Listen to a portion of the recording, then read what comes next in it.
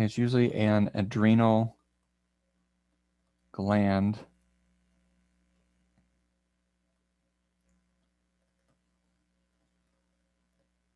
disorder. Okay, something's wrong with the adrenal gland, and it doesn't produce, so you have a decline in cortisol,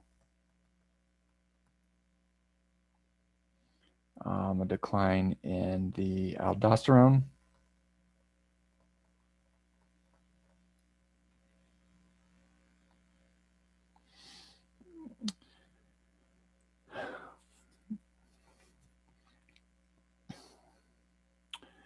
okay, it could be because of tumors, autoimmune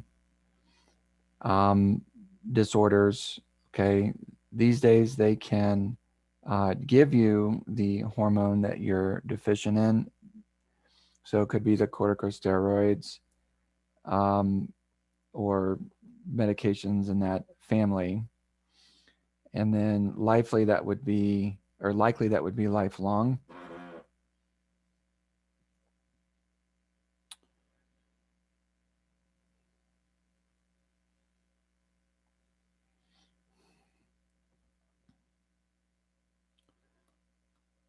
Okay.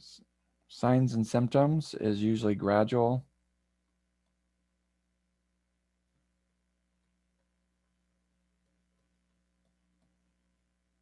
Okay, a gradual onset.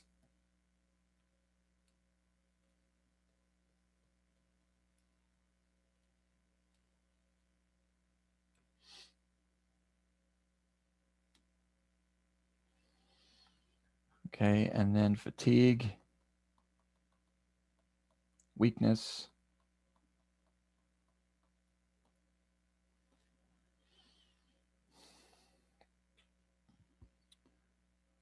cravings of different foods or food cravings, especially salty foods.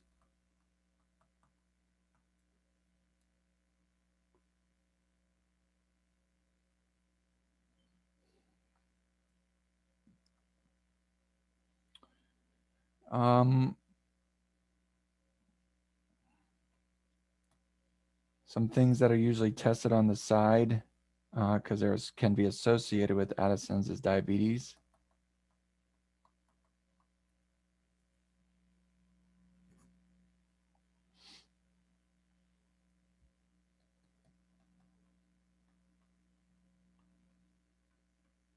Okay, thyroid disease.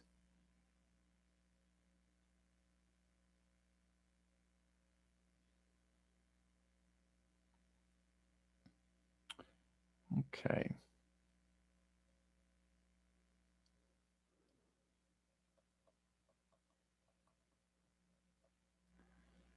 Okay, the parathyroids, which piggyback on the posterior side of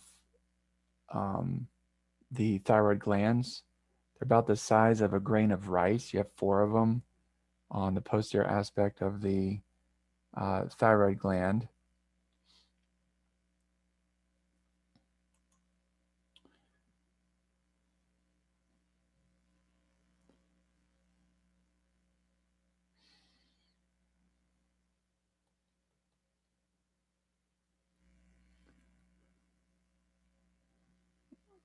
All right, so its counterpart would be calcitonin. Okay, so parathyroid hormone, PTH. Okay, so what happens is if you have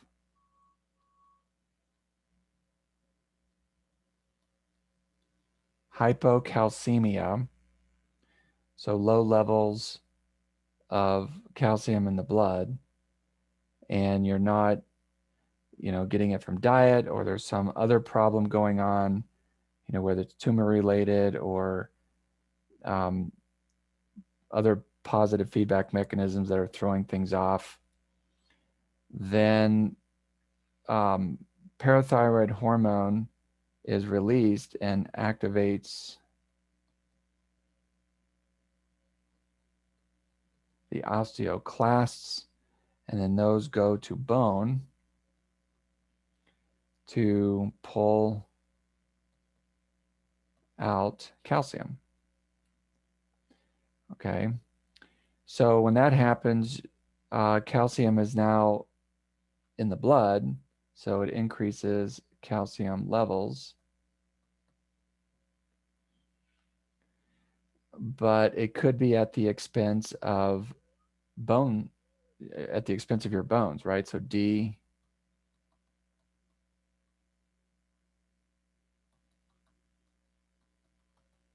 demineralization, like osteoporosis. Okay, so that could be around the corner.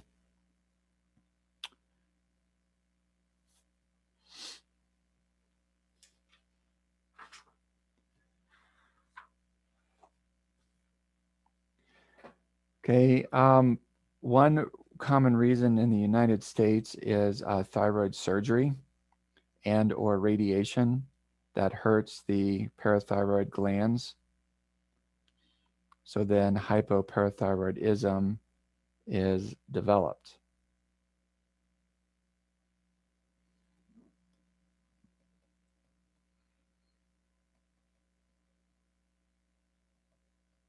Okay, so hypoparathyroidism.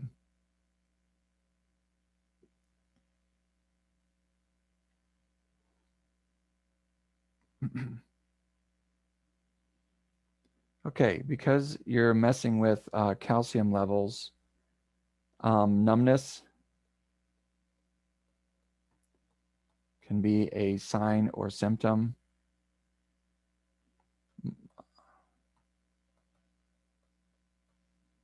Okay, muscle cramps.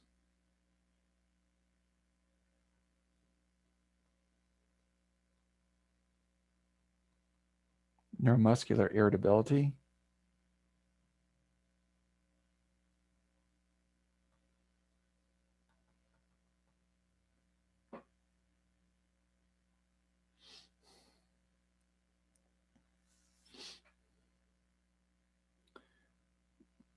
Okay.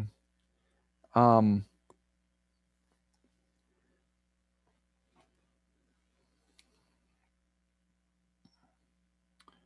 all right.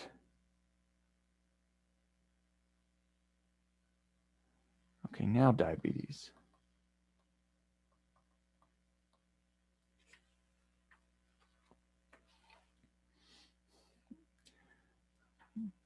Okay, so diabetes, kind of bottom line, it has to do with glucose metabolism.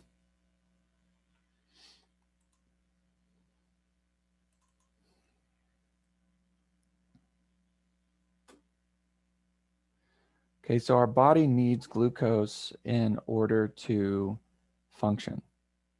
Okay, if you end up doing a ketogenic diet, which means you're basically trying to deprive yourself of sugar or carbs or glucose, then your body will manufacture it on its own in the form of ketones. Okay, our body does tend to spend a lot of time trying to process glucose. You can store it, the liver will store it, the muscles can store it. So you have your hepatic glycogen and your muscle glycogen. Your body can be pretty good at gluconeogenesis, so the formation of new sugar from non-sugar products. Okay, the brain is a very high metabolic organ, so it uses a lot of glucose. So on one hand, from a wellness perspective, glucose is necessary, but you'll want to make sure you limit it, right? You don't want too much, okay? Because too much of anything isn't good for you. All right, so in the pancreas, okay, you've got the beta cells, which release insulin. right? You've got the alpha cells,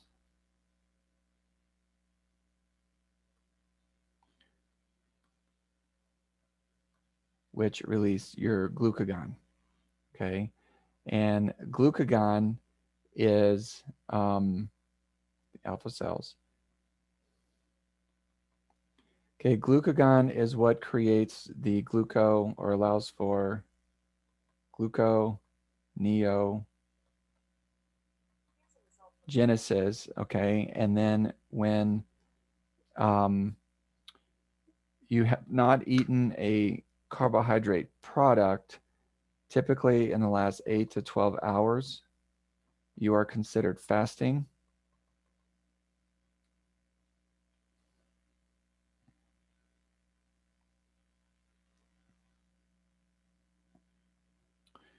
Okay, so this is one of the reasons why certain labs require you to fast, because your body can go through different changes, and not going in fasting can mess up or inhibit or throw off the labs that we would otherwise need.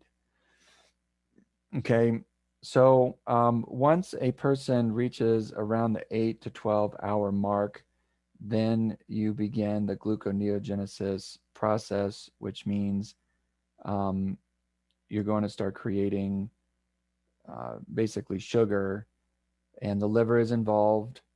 And then if you blow through all the liver stuff, eventually you're going to go to muscle. And if you blow through all that, then your body will go to the fat cells. Okay, so this is where the keto diet comes in, because ultimately you're trying to get to the adipose tissue. Um, and so if there's a fat cell, right, and you finally reach the ketone phase, your body's going to pull out those ketones, or the triglycerides and other stored energy and stuff like that, remanufacture them. It's quite a complicated biochemistry process, but your body basically goes into the fat cells, pulls out the stored energy that's there, manufactures it, and creates a ketone. Okay.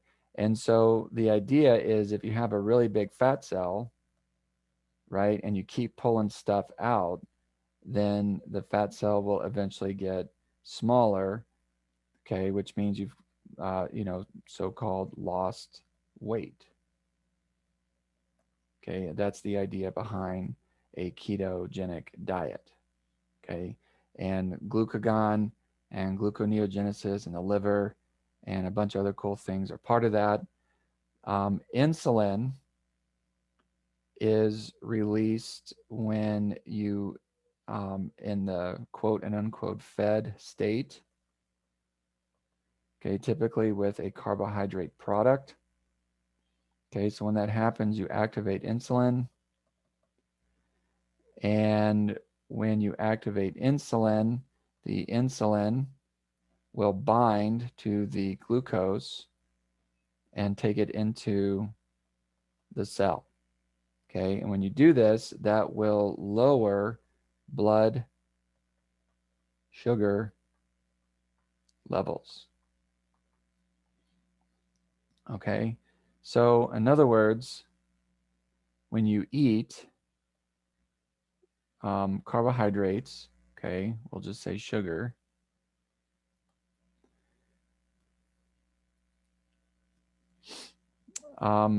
if you are, let's just assume you are in the fasting state, okay, and so your blood sugar levels are around 80 milligrams per deciliter. Okay, let's just say, could be 90. All right, so you eat a sugar product, and what's going to happen is, okay, your sugar levels will spike. Okay, the sugar levels spike, and it can go up to, we'll just say 120 milligrams per deciliter of glucose. Now, the green is going to represent what should happen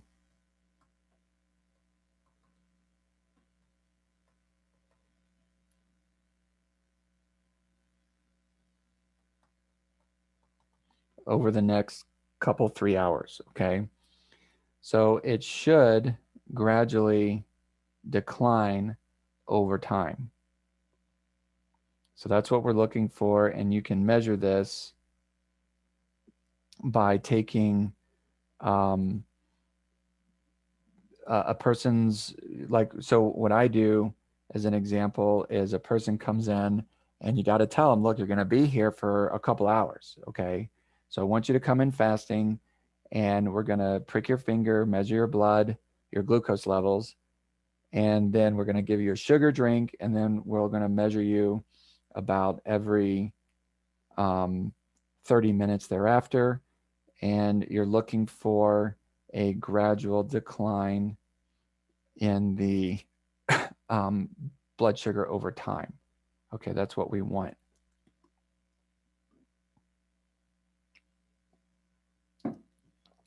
Okay, what you don't want is for the body to spike and then crash. Okay, spike and then crash. And the other thing you don't want, and that would be reactive hypoglycemia, which you're on your way to diabetes if you have that. The other one would be a spike and then the blood sugar stays high.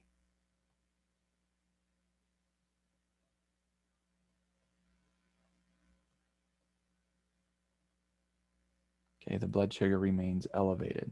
Okay, so now you have this basically a lot of sugar now floating around in the body, and the insulin is not getting. So if you're type 1 diabetes, you have no insulin. Okay, so the insulin cannot bind to the glucose to go into the cell. Okay, that doesn't happen. All right, and type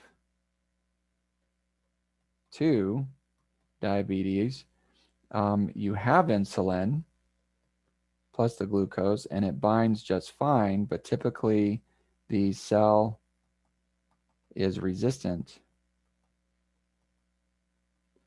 Okay, so it won't allow that to happen in type 2 diabetes.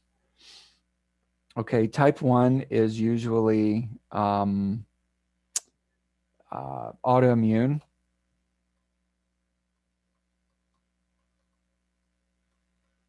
Okay, and there's some other theories and ideas, and that researchers and clinicians and all that say it is.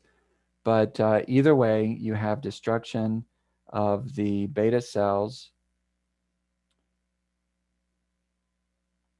Okay, so there's destruction of the beta cells, and as time goes by, then insulin is not being released anymore. Okay, if this is going to happen in youth, which it usually does, so type 1 diabetes is also known as juvenile onset of diabetes, and that is usually diagnosed or occurs or fully manifests itself somewhere between birth and the age of 12.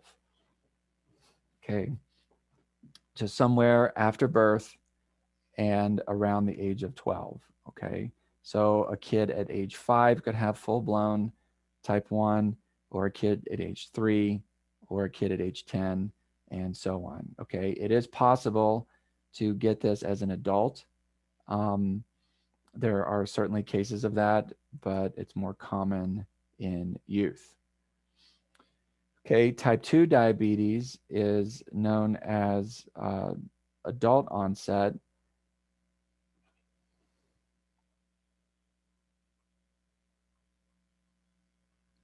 Okay, and typically what happens is, just to oversimplify it, you have basically treated your body like crap, and the cells have now become resistant to the insulin.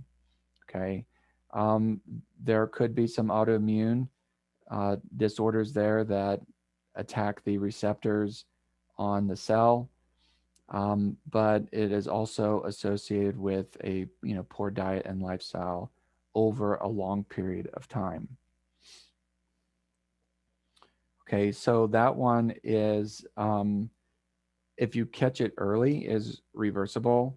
So when we screen people and we do our glucose tolerance test, or we order different labs such as hemoglobin A1C. Okay, that's another um, good lab to do. And you can see these early markers uh, where they're on their way to developing pre-diabetes. So I call that, and this is just my term, pre-diabetes. Okay, and if you don't do anything about it, it will turn into you'll become a pre-diabetic. Okay, and then if you don't do anything about that, then you can get diabetes. So in other words, if you catch it early, remember, early diagnosis equals a better prognosis. Okay, then you can usually help them out. And now they'd have to be willing, right? So people have to be willing to turn over this new leaf for type 2. Now, type 1 is a whole different ballgame, okay? Because the beta cells are basically now destroyed, and they're just not producing insulin anymore, okay? And so at that point, type 1 will need insulin shots.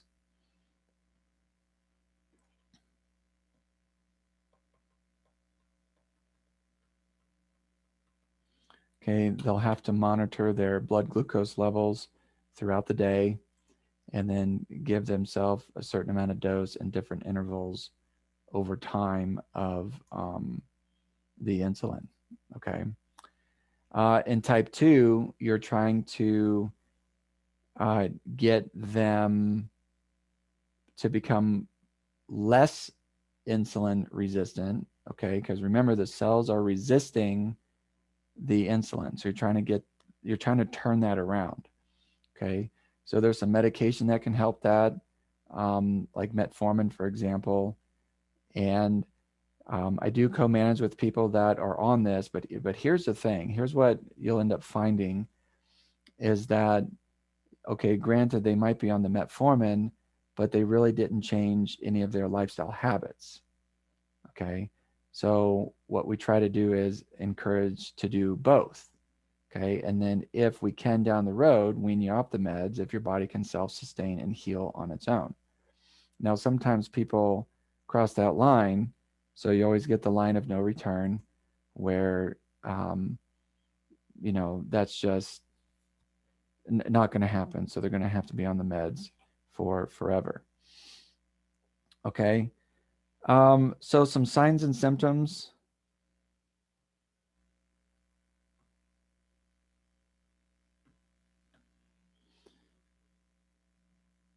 for type 2.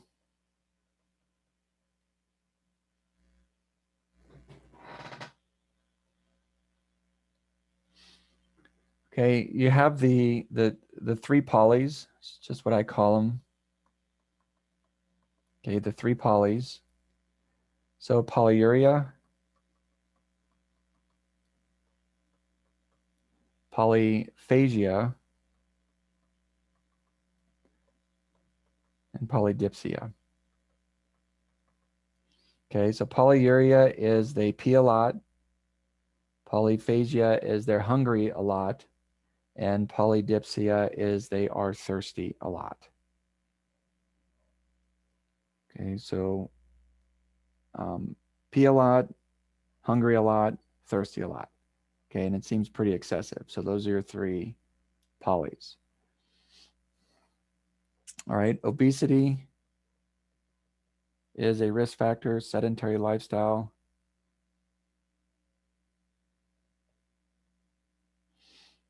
Um, we'll just keep this one simple by saying quote unquote poor diet. Okay. Over time.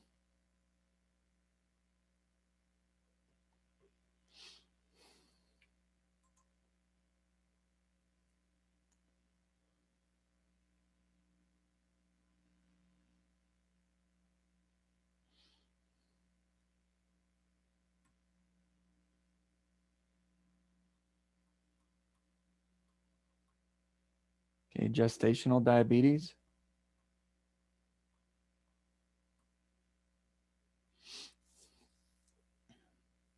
Okay, usually the onset is during pregnancy. Okay, it kind of mimics type 2 diabetes. Okay, kind of mimics type 2 diabetes.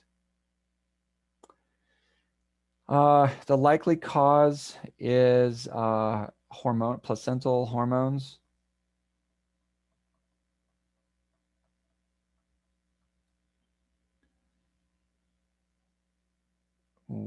With weight gain.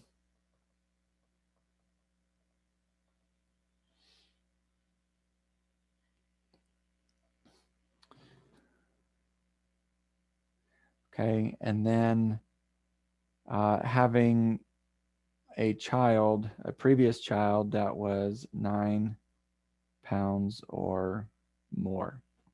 Okay, now not always. You can certainly have a 9-pound, 10-pound child or whatever, and all the diabetic stuff was fine, but it is a risk factor, that family history.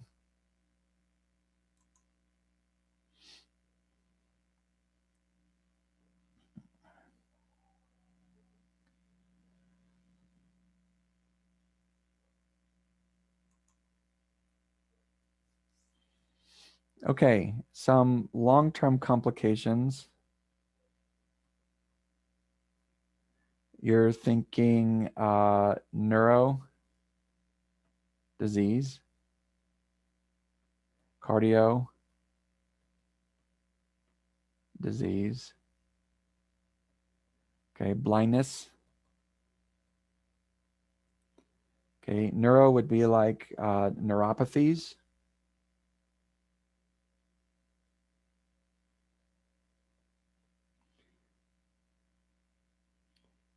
Okay, diabetics can also present with this condition called stocking and glove. Okay, so let's draw our gingerbread man here.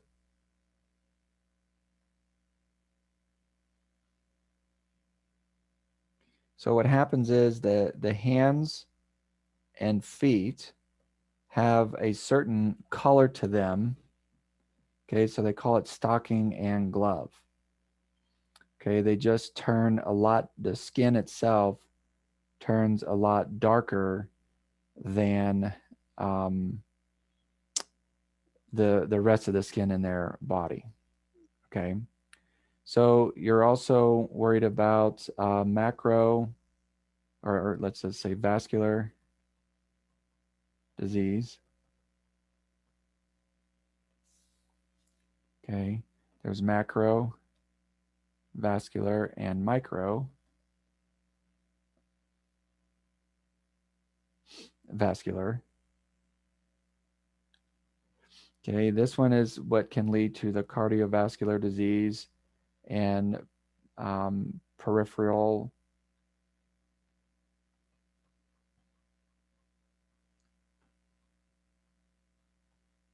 vascular disease. Okay, long-term complication can be stroke. Okay, the micro will lead to the eye issues, such as retinopathy.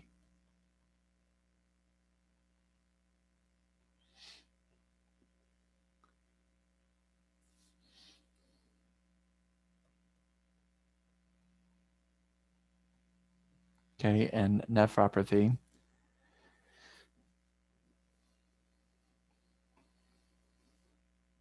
Okay, also, other long-term complications would be gangrene. So like the foot, for example. So the tissue like turns black. Okay, it's usually ulcerating by this time. It's fairly foul smelling and very dangerous. Okay, they risk septicemia. Usually this results in amputation of the limb, okay, be it the toes or part of the foot or the entire foot. Okay. Um, in your diet with your diabetic patients, uh, they try to hide this, and it's very easy to hide it by just simply wearing shoes. Okay, so when people come in, you have to get them to take their shoes and socks off so you can take a look, and that's one way to monitor the progression of any kind of um, skin or vascular or gangrene disorders that might develop, like in the foot, for example.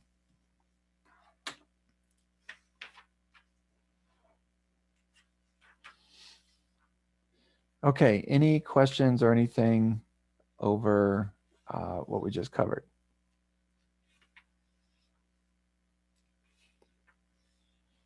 Actually, there's a couple of things I want to put down. Risk factors and other things would be too acidic. Okay, so their pH can be thrown off. And if it gets too bad, they can get into a diabetic coma.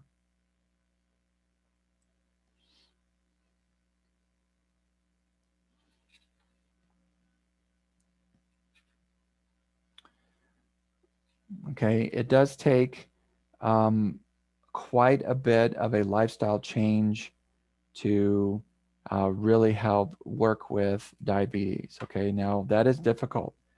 I promise you, I've been doing this a long time. It is very difficult to help people or to get people to, turn over a new leaf and change diet and lifestyle habits. I know some of you, I think, are sick of me hearing me say that, and you might find that offensive, but that is the reality of the situation in life where people, and you'll see these if you haven't seen this already in hospital situations where they just come in behind the curve, okay?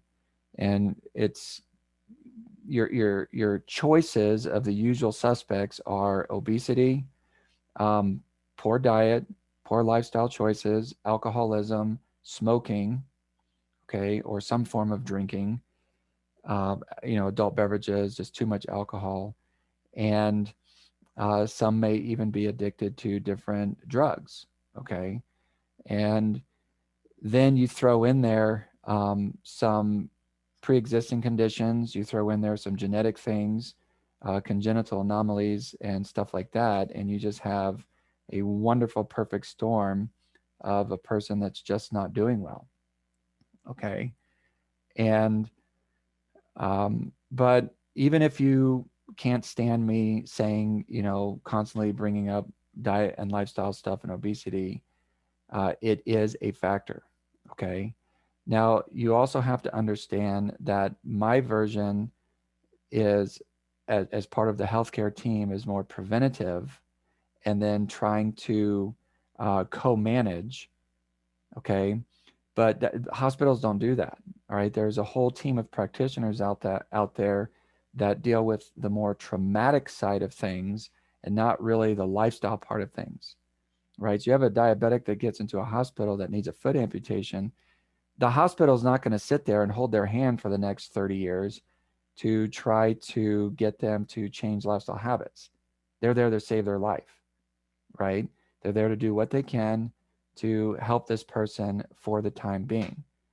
Okay, these people would have to go somewhere else to work with someone if they're interested in trying to change, lifestyle habits. Okay, so even if you don't believe it, it is a thing.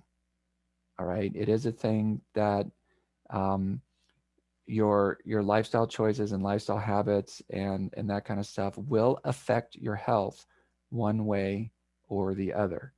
Okay, either these choices are going to create more disease and dysfunction, or these choices will create more resistance to disease and aging into a healthy body and having a better quality of life. Okay. And it is a tough topic to talk about. It's tough when you're visiting with people. Um, it's hard to hear, and you do the best you can to put it on the table as kindly and as gentle and respectful as possible. But even if you do it that way, it's still hard to hear. Okay. Um, all right. Any questions or comments before we take another break?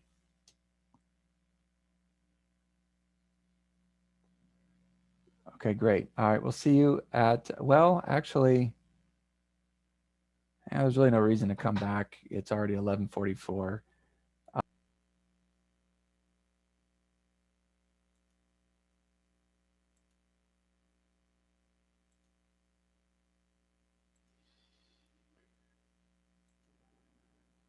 Okay, some alterations in metabolism and nutrition.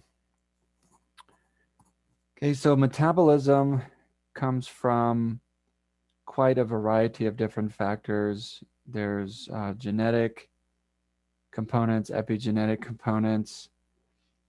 Also depends on how active or inactive the person is.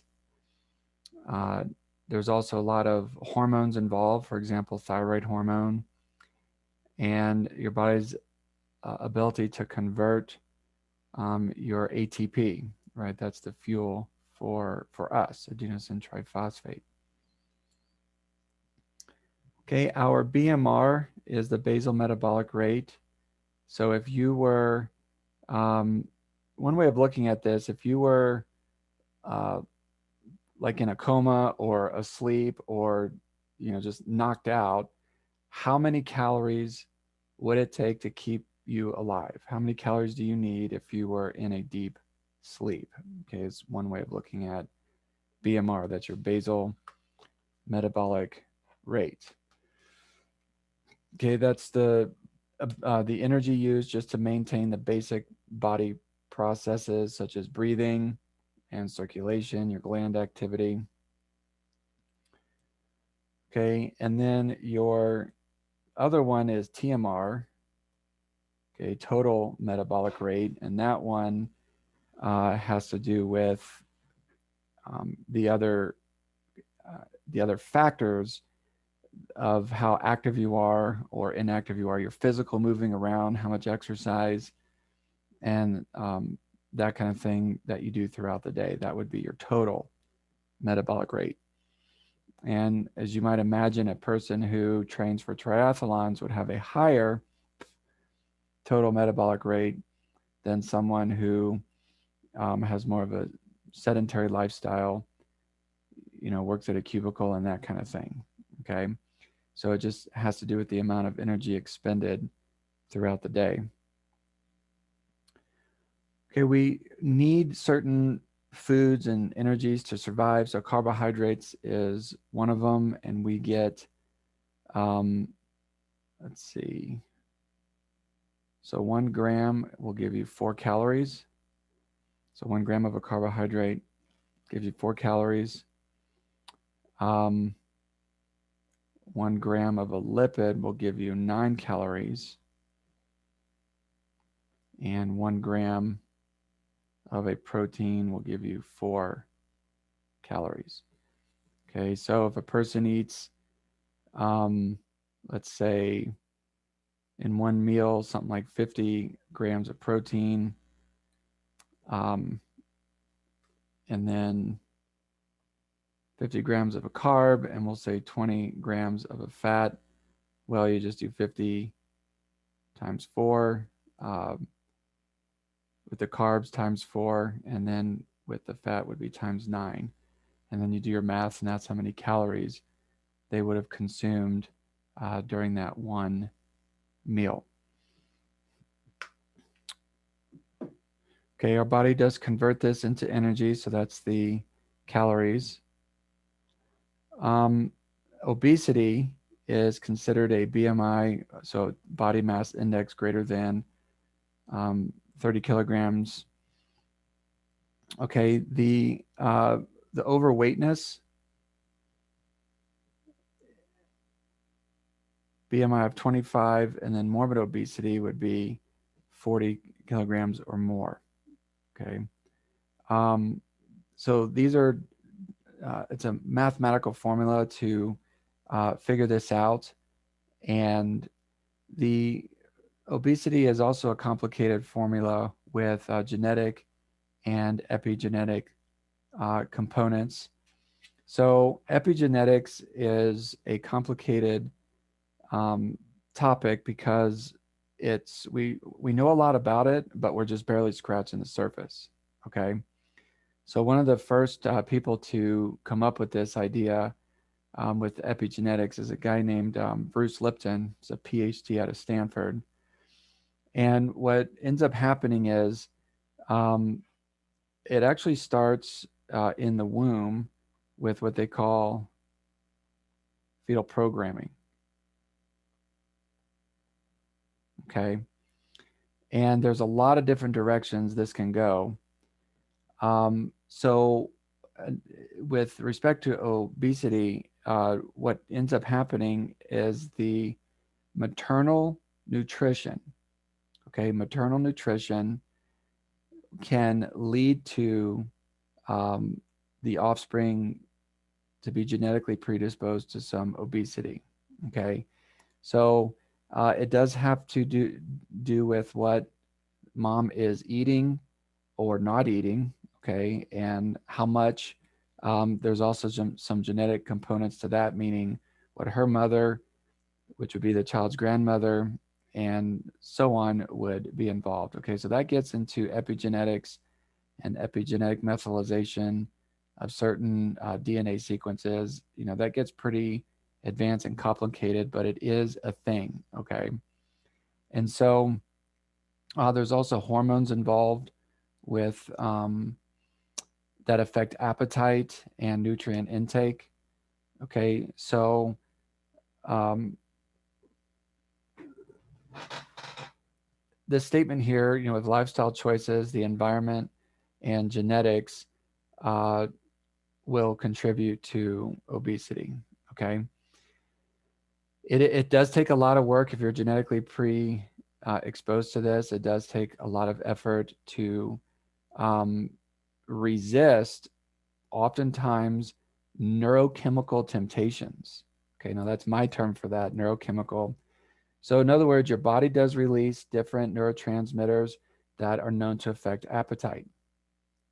Okay, um, and then when these neurotransmitters are released, it just makes it harder, and these hormones are released, it makes it harder for the person to resist um, you know, doing the crave eating and eating, you know, all hours of the day and night, and you know, overeating and that kind of thing. Okay, it is very difficult. It takes quite a lot of discipline to um, to resist these temptations.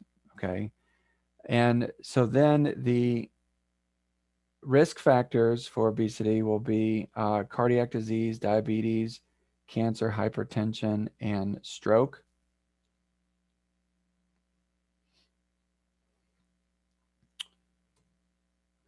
A couple of hormones. Okay, leptin is one of them. Okay, it comes from um, adipose tissue. Okay, so leptin is a hormone that comes from adipose tissue. Now, on the nutraceutical side, I prescribe this thing called Leptin Manager. So it is a formula to help your body process this leptin hormone better. Okay, so the more the increase in adipose tissue you have, the more leptin you're going to release. Okay. The hypothalamus is involved with this. So that is the feedback loop.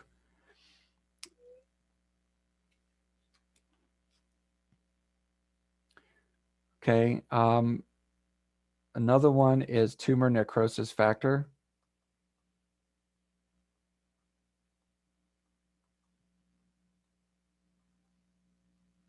alpha.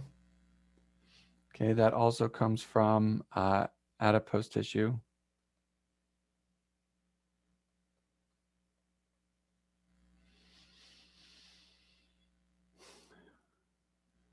Okay, when the TNF is released, its target sites, the liver, muscle,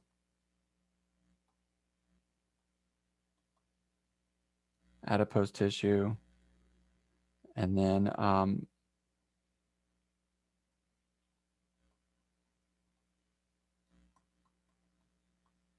a variety of other organs and tissue.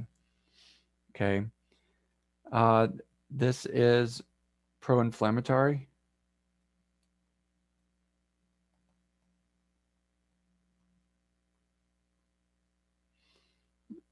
Okay, so it also increases a person's chance to be insulin resistant. Okay, it can also cause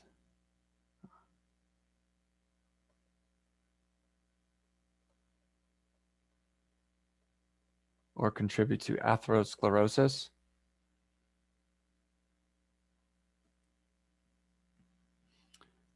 Okay.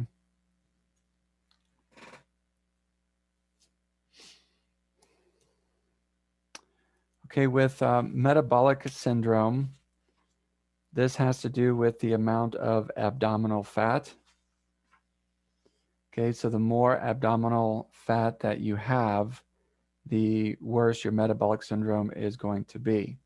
And this is differentiated with, say, an excess accumulation of fat in the thighs or the arms, okay? So if you have fat elsewhere in the body, let's say the legs, that doesn't seem to cause a type of metabolic syndrome, okay? This particular condition tends to be linked with abdominal fat accumulation. Okay, it does increase your free fatty acids.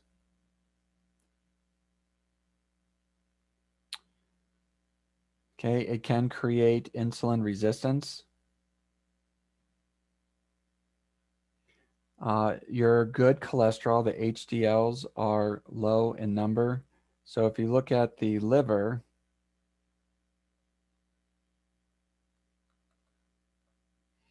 right inside the liver, you have the VLDLs. And then when they get released from the liver, they turn into LDLs, low density lipoproteins. Right, so your low density lipoproteins have a bunch of cholesterol in them.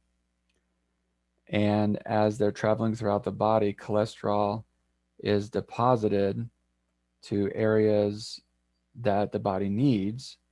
But you can also have this excess or too much cholesterol. And that's where the HDLs come in. They kind of behave like a deflated balloon, where when you force a lot of air or something into the balloon, it expands. So the HDL goes around and collects all the high numbers of cholesterol that are just kind of floating around, the ones that didn't really get utilized. So that HDL deflated balloon starts to enlarge, okay, because it's filling up with cholesterol, which goes back to the liver. The cholesterol is released, remanufactured, and you basically start all over again with VLDLs to LDLs, and then the HDLs pick them up and so on, okay? So HDLs are known as the good cholesterol because of that, but metabolic syndrome will decrease those levels, which puts you at risk for hyperlipidemia and hypertriglyceridemia, so too much triglyceride in the blood. Okay, also increases your chance for hypertension and risk for cardiovascular disease, heart attack, and even death. Okay, this is something I work with people, and a great place to start are those fancy questionnaires and blood labs. Okay, and then once we get good numbers, so in other words, numbers that convince the person, okay, look, there's a lot of things going on here, and this is spinning out of control. For example, if you have high C-reactive protein, okay, high C-reactive protein, that is an indication that you're on your way to cardiovascular heart disease. If the labs come back with hyperlipidemia stuff, okay, that can promote um, blood vessel disorders, atherogenesis, and on and on we could go with the labs that come back to show us the different abnormalities that show the person, hey, we've got some things to address here, and if we don't, you're gonna get, some long-term complications.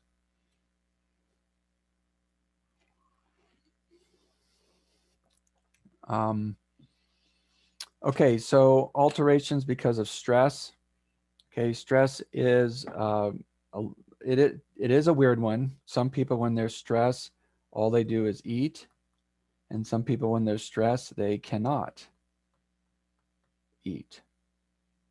Okay, I happen to be one of those where if I'm stressed, I lose my appetite.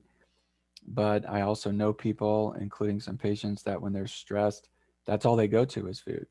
For me, I can't eat, I can't sleep, and for other people, all they do is eat and all they do is sleep. Okay, it's different how people respond differently to stress.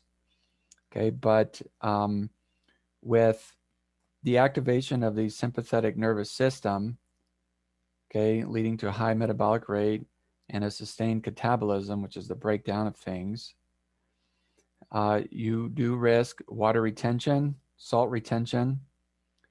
Okay, the sympathetic response promotes the use of your protein stores like the liver and in your muscles. And then you start to get this abnormal nitrogen ratios. Okay, and so as time goes by, you eventually risk adrenal burnout and other forms of adrenal fatigue, okay, because of the stress.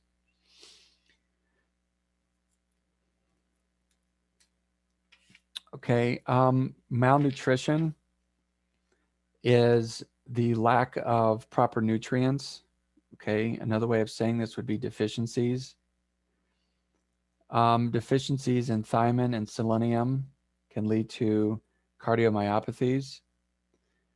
Okay, um, one of the things to consider when you look at the integrity of your blood vessels, especially the coronary blood vessels, right? That tunica intima can get cracked and fissured. Well, the heart expands, it beats 60 to 100 times per minute. And so, plus the hemodynamics of fluid being pushed through the tubes, these blood vessels are constantly undergoing changes in diameter. They're small and then they're large. They're small and they're large, just from the pulse, just from blood flowing through it. Not to mention, uh, if there's blood pressure issues, changes in exercise, um, short-term regulation of blood pressure and that kind of thing, they're always under a load. And so nutritional deficiencies can lead to loss of integrity of the tunica intima and can lead to heart problems.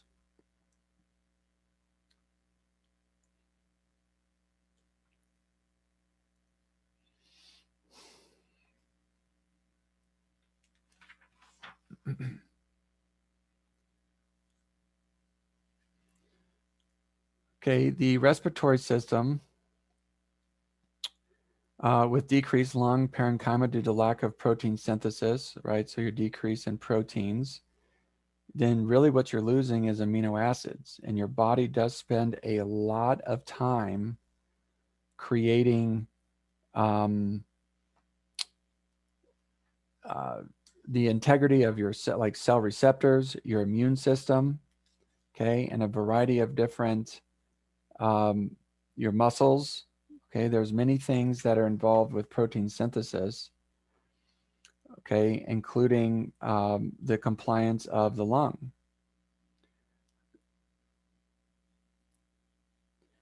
You also risk muscle atrophy. Okay, the muscles that are responsible for breathing, those can decline over time.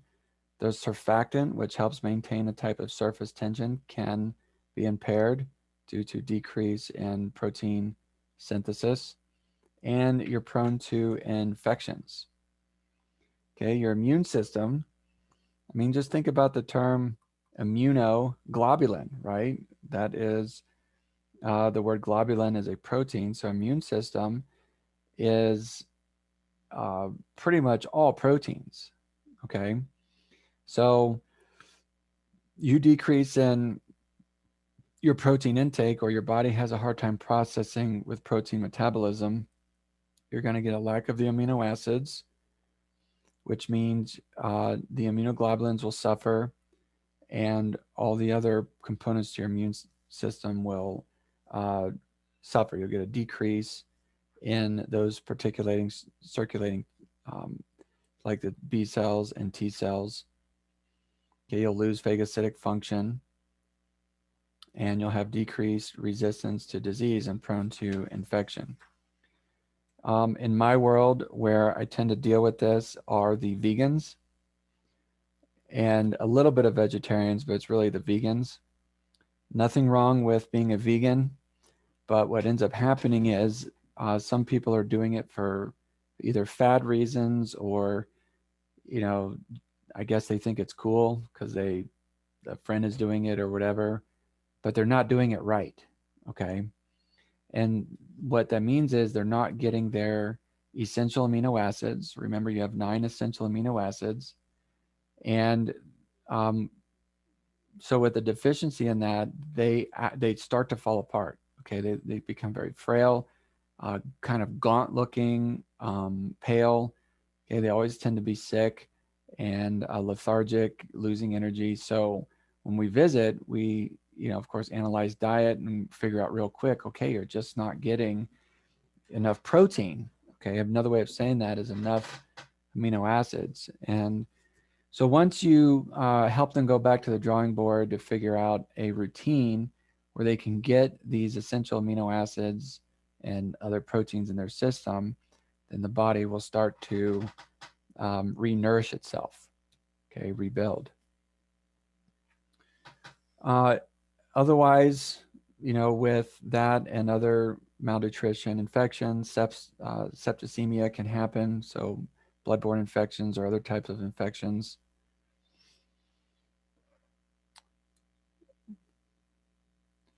In hospital settings, usually the registered dietitians with medical nutrition therapy, they will make these calculations. Years ago, I teamed up with an RD that did this, and we used to do seminars, like little, like half day or mini seminars, to teach people about the cost effectiveness of trying to eat healthy. And if you're fighting um, certain kind of illnesses and chronic illnesses and all that, um, tapping into some of that medical nutrition therapy.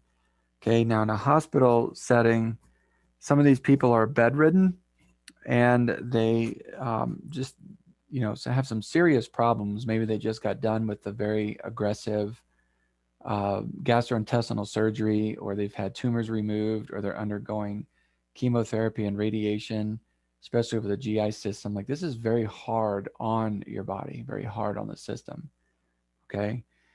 So they do their calculations to see what they can get into this patient, with the protein, um, your macro and micronutrients. Even if they have to be fed through a tube, they've got to get these nutrients inside of them. Otherwise, they risk declining over time.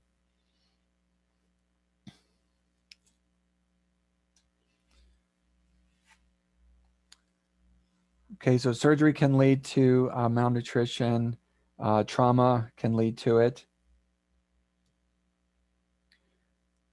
Okay, and burns also can create some problems. You're losing your body's ability to retain fluid, and the changes in osmotic pressure and things like that. So protein tends to leak, And so you're losing a lot of proteins that way. Okay. Cancer also affects nutrition for people. Okay, we kind of mentioned this just a minute ago. Not only the tumor itself, but any treatments they're going through, such as chemo and radiation. Um, for those of you who can influence this one day, one of the side effects of chemo is mucositis, okay, which is very painful. And it's very, very painful to swallow foods and drink anything.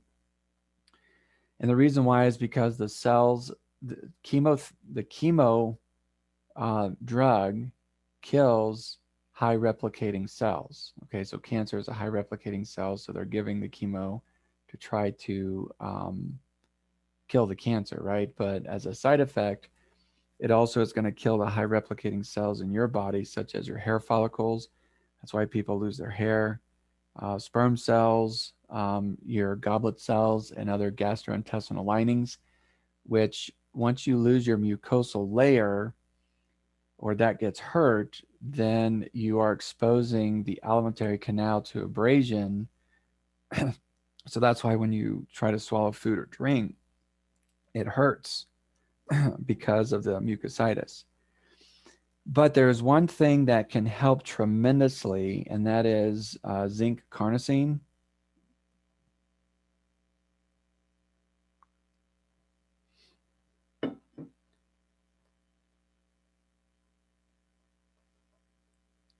Okay.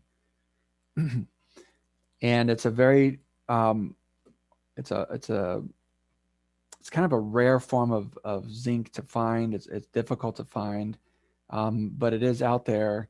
And if the patient can take the zinc carnosine, it is wonderfully mucus alimentary canal protective. And I mean, they can go from just awful, brutal, severe pain stuff when trying to swallow things to it's actually not that bad, if any. Okay, it's a really good um, treatment to help avoid the mucositis.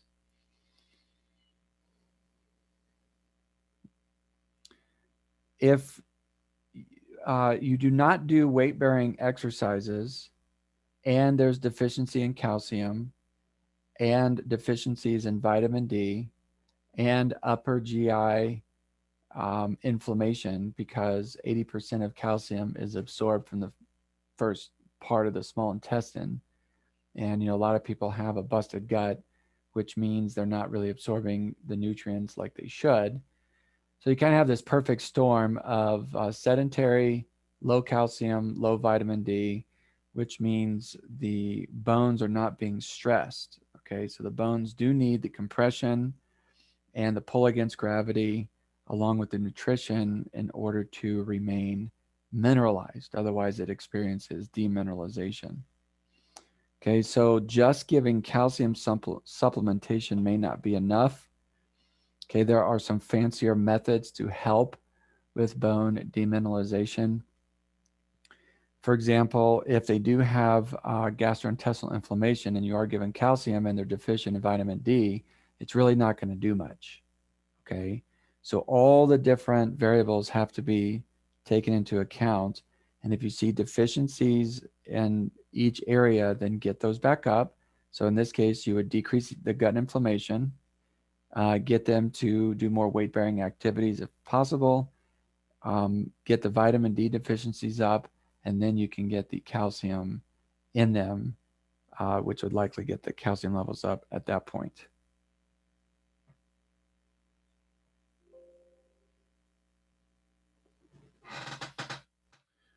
Okay, let's see. Next,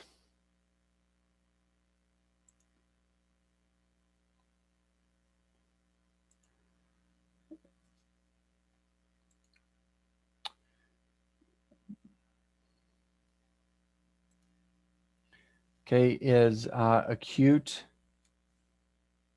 brain injuries. Okay, we're going to skip chapter 43 since that talks about just normal structure and function of the nervous system. That should have been some stuff you would have gotten in A&P1. So we're going to skip that and just jump straight to acute disorders of the brain. Okay, so acute is implying that it's happening right now. Okay. Couple definitions of acute versus chronic. One definition, which is more of a sports medicine definition, is onset of injury up to 3 days, can be as long as 7 days. Okay, that would be acute. Onset of injury to day 3, sometimes up to day 7. Then you have subacute, okay, which is day 3 to 7 to day 14, subacute. And then you have chronic, which is 14 days or longer. Okay, so 14 days, 12 months, 24 months, 10 years, whatever. Okay, 14 days or longer would be considered chronic. So there's other definitions of it. There's the insurance definition. For example, if a person is acute, insurance will pay for their care. As soon as you change it to chronic, then they stop taking care of them through insurance payments. So then that means they're acute for 5 months, right? Okay, and on we could go with the different acute versus chronic definitions. But in general, acute is happening now. It's a fresh injury, okay? And chronic means it's been there for a while. Okay, so we're dealing with the right now injuries with acute disorders of the brain. Okay. So I learned that acute is like up to 3 months, and then chronic starts after 6 months. Well, yes. So that was what I meant by, and I was being sarcastic with the insurance statement where acute can be like 5 months. Okay, and as soon as you turn it into chronic, then sometimes insurance will stop paying for the patient care. I understand that. I didn't know if you meant like that in general or if this was just for the brain. Well, I'm kind of giving you the full spectrum of all of the different definitions. So you've got on one hand, acute is like right now and up to 3 to 7 days. And then subacute is up to 14 days and chronic is 14 days and on. But then in other situations, especially when long-term treatment is on the line and you're dealing with more serious hospitalizations and insurance, then you want to keep them acute as long as possible. And I don't mean like purposefully hurt them so they stay acute. That's not what I mean. I mean that, because some people's insurance will stop as soon as you change your notes and change the diagnosis and all that to chronic. So what they do is they keep them in acute for a long period of time, as long as it takes. Okay. Okay, I understand what you're saying. Yeah, so it could easily be 5 months, and then you are certainly at the mercy of the severity of injuries. Some injuries are very, very aggressive and awful, and the person's comatose and there's swelling everywhere, and it just takes a very long time for it to go down. Okay. So especially in hospital situations, it's a very loose term, how long acute can be. And for the safe route to take is to keep them acute as long as you can. Okay. Because at that point, usually insurance will take care of, as much as possible, and you have less to worry about. And I hate that we play that game. I mean, it's a stupid game that we have to play between, the patient and clinics and insurance. It's dumb. I wish there was an easier way of doing this, but unfortunately, part of patient care is playing an insurance game. It's really awful, if you ask me. But that's another conversation for another time, because we're not going to figure it out right now.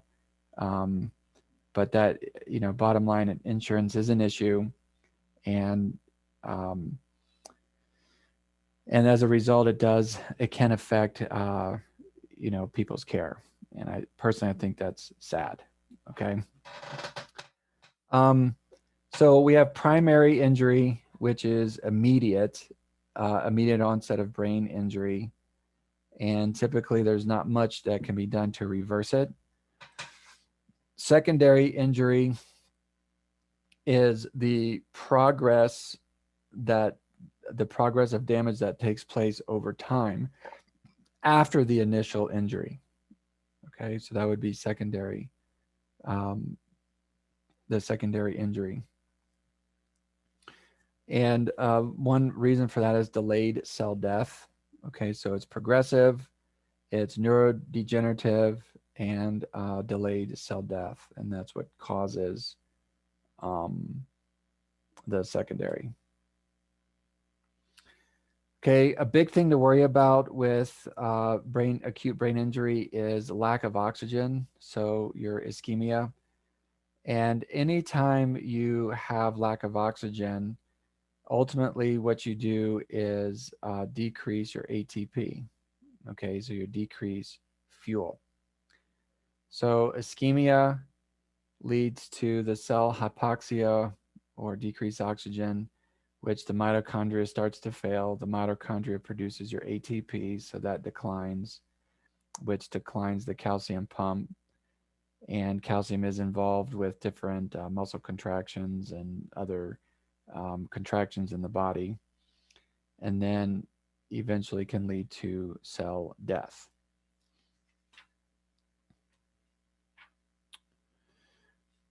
All right, your intracranial pressure, so the ICP, the intracranial pressure. So this is where the cranium starts to swell, usually from cerebrospinal fluid and blood infiltration. Okay, but easily put, it's just the pressure exerted on the contents inside the cranium. Okay, it's usually done through some sort of fluid accumulation. So brain tissue, cerebrospinal fluid, and blood.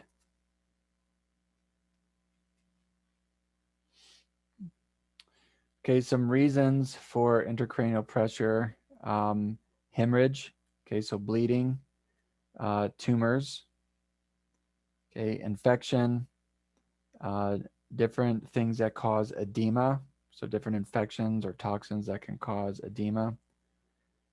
Okay, ischemia, so your lack of oxygen.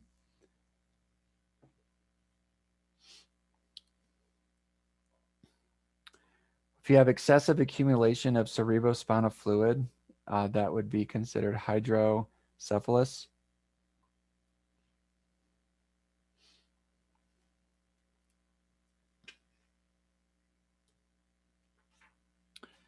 Okay, some signs and symptoms of ICP would be headache, vomiting, altered levels of consciousness.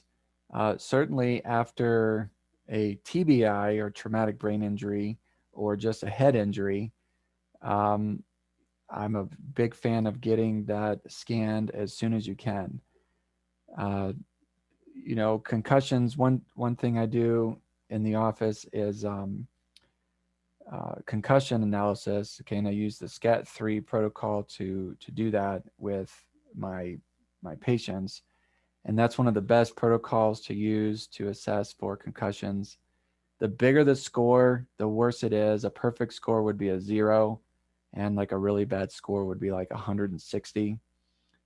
Um, and then someone comes in and we do the evaluation, and let's say they come out with like 110. Okay, so that's a pretty high score for concussion, and the severity of the injury and the score and all that kind of stuff will lead to either getting images now, or we can still wait and watch.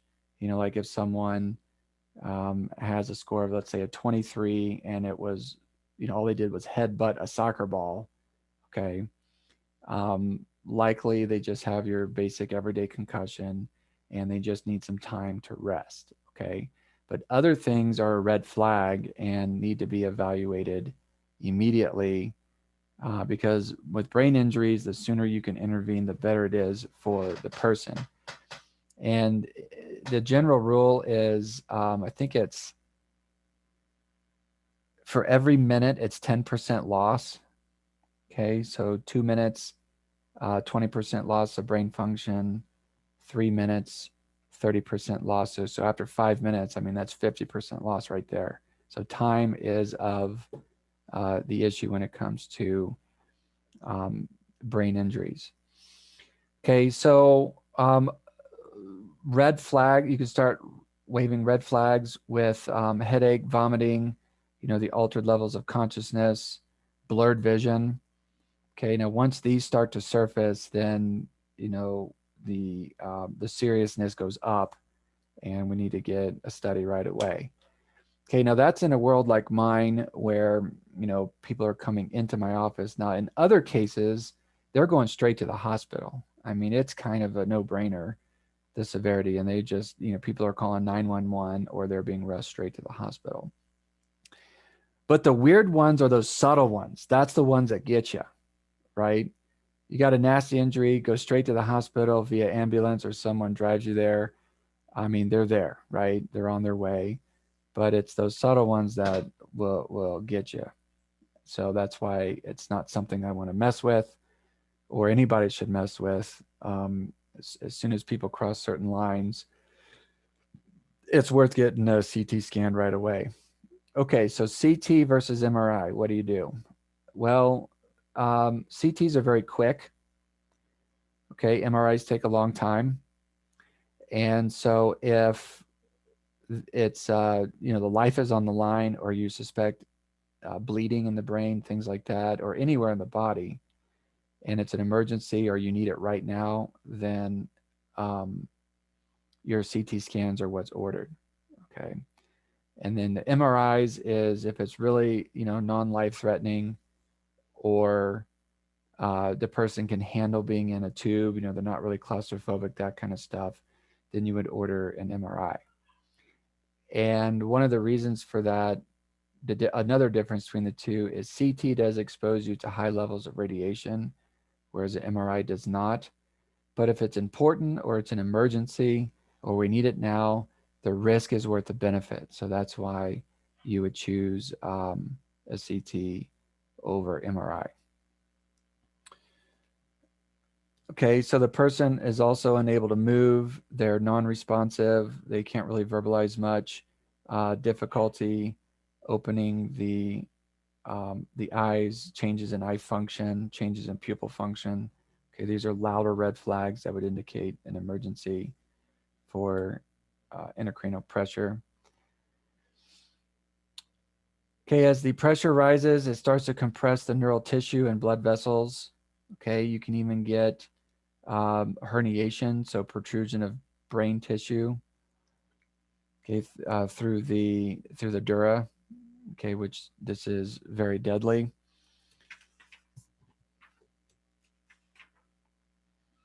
Okay, here's an example of a herniation.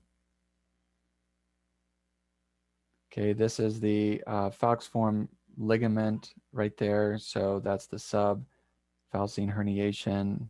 You also have a centralized herniation. Okay, it just depends on the location of the brain, as they'll call it something different. But in order to see this, you would need a CT scan. Okay, the medical management would be based on the actual diagnosis. Hold on one.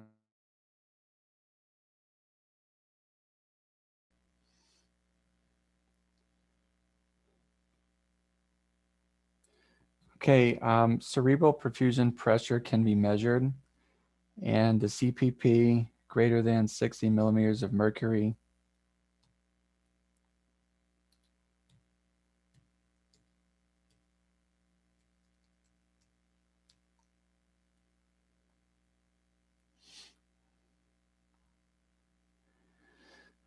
Is to ensure adequate blood flow and to prevent ischemia. Okay, the goal would be to remove the lesion or remove the infarct. and also to promote cerebral oxygenation. Okay, when you're dealing with consciousness or level of consciousness or the LOC, okay, this is a good indicator for altered brain function. Okay, so this is going to be based on one's state of alertness and attentiveness to their environment.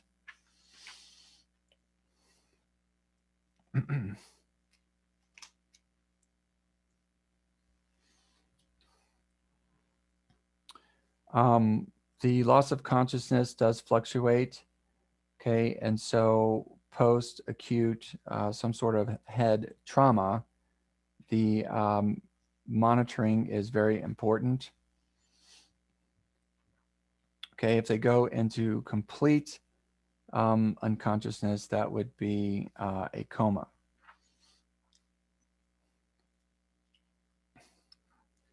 Okay, we have the Glasgow coma scale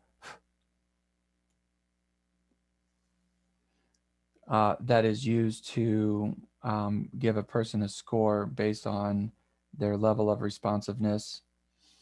Okay, so it is broken down into three categories: the eye opening or eye function, okay, how verbal they are, and how well their motor responses are. Okay, with the eye opening, okay, a 4, it's graded from 1 to 4. Okay, so they can open their eyes. Um, so a 3 would be um, basically they can open their eyes a little bit. Okay, they only open their eyes to pain, or they can't open their eyes. All right, so with eyes, it's a score of 1 to 4. With verbal, it's a score of 1 to 5. And with motor, it's a score of 1 to 6. They tend to add a score as you work your way down. Okay, 4, 5, 6. 1 to 4 eye, 1 to 5 verbal, 1 to 6 motor. Okay, the worst scores being a 1, and the best scores either being a 4, 5, or 6.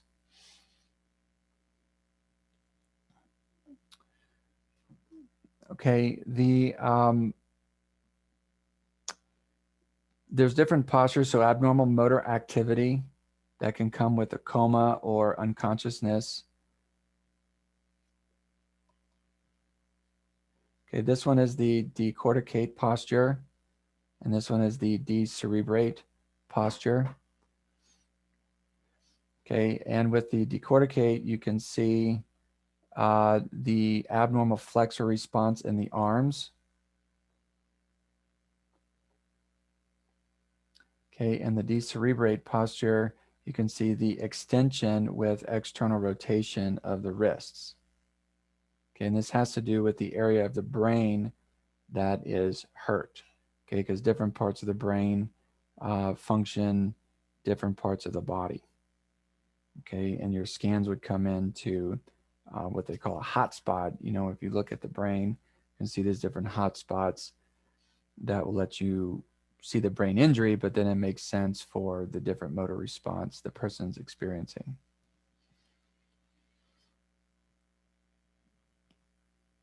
Okay, other evaluations of brain function can be pupil reflex. Okay, so in your cranial nerves, the eye functions here are cranial nerve 2 and cranial nerve 3. Okay, so the all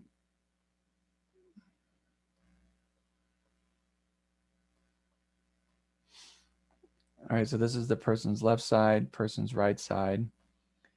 Okay, if you shine the pen light directly in the eye and you get a pupil reflex, that's cranial nerve 2. Okay, a moment later, the opposite eye, the non-direct eye, will also constrict, or it should. That's cranial nerve 3. Okay, so the direct eye with your pen light, so there's a pen light, there's the light. The direct eye is cranial nerve 2. The non-direct eye, meaning you are not shining the pen light in that eye, that's the non-direct eye, that's cranial nerve 3. Okay, and then you would switch. You'd put the pen light in the left eye. The direct eye is cranial nerve 2. The opposite eye is cranial nerve 3. Okay, so you're assessing cranial nerve functions here. Also with your eye movements, the formula is LR6SO4R3. If you've never heard that before, you're like, what the crap? Well, your lateral rectus is innervated by cranial nerve 6. The superior oblique eye muscle is innervated by cranial nerve 4. And all the rest of the eye muscles are innervated by cranial nerve 3. Okay, you have 6 eye muscles on one eye, so that gives you 12 eye muscles total. So you have the lateral rectus, superior oblique, medial rectus, inferior oblique, superior rectus, and inferior rectus. Okay, so these 4 are innervated by cranial nerve 3. Technically, you do it in Roman numerals, but since you have a formula here, it's okay to do alphanumeric. All right, lateral rectus innervated by cranial nerve 6, and superior oblique innervated by cranial nerve 4. Okay, so this is an easy way to remember the cranial nerves and eye movement. LR6, SO4, R3. It's kind of like the eyeballs version of Pythagorean's theorem, a squared plus b squared equals c squared, right? Just plug in your variables and you know what eye muscle and what cranial nerve.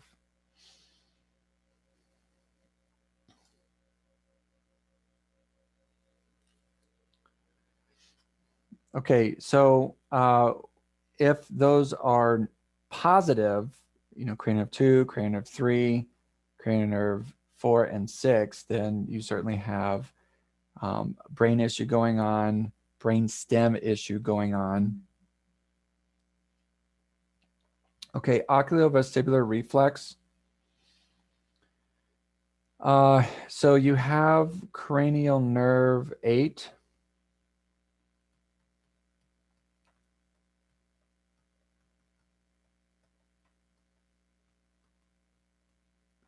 The vestibulocochlear nerve.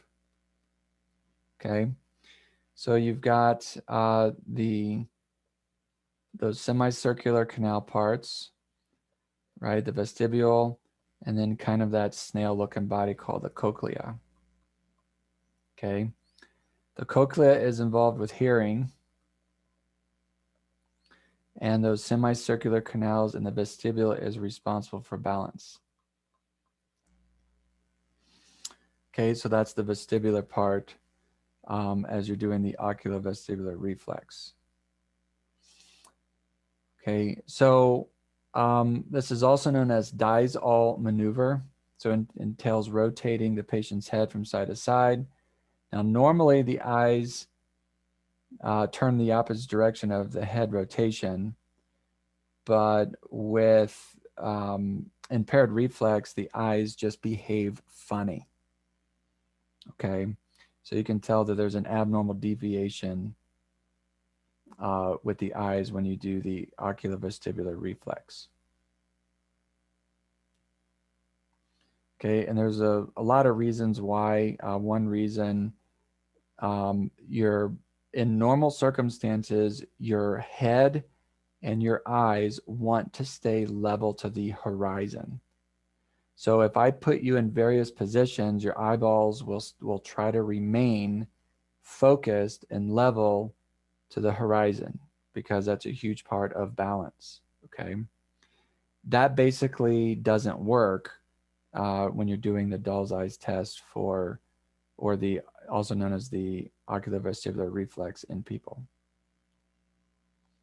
Okay, corneal reflex. Okay, this is part of cranial nerve 7. Okay, if you want to be more accurate, you do the Roman numeral version.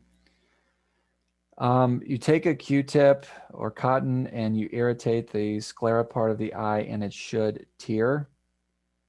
Okay, this is a cranial nerve response. You get a blink response. You typically move away.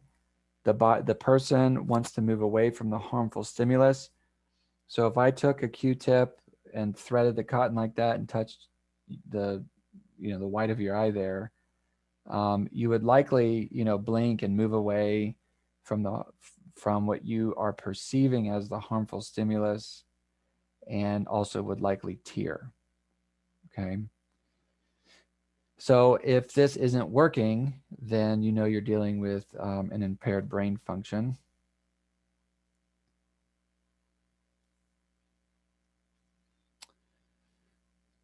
Okay, hypothermia. This is an interesting therapy. When I go to certain sports medicine seminars, they usually talk about hypothermia, because one of the things that athletes can deal with is neck injuries and brain injuries. For example, helmet to helmet collisions in football, okay, or in any sport for that matter.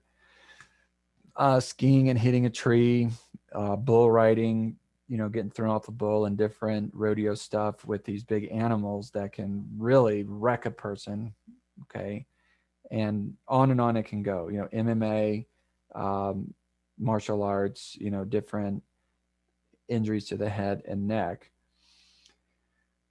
What we're finding is that hypothermia treatments can really help a person. So um, it sounds, I mean, with the millions of dollars in technology that an emergency room can have, of all things, something as old school as ice can really help a person. And so there's ongoing research with it. The stuff I've seen is phenomenal.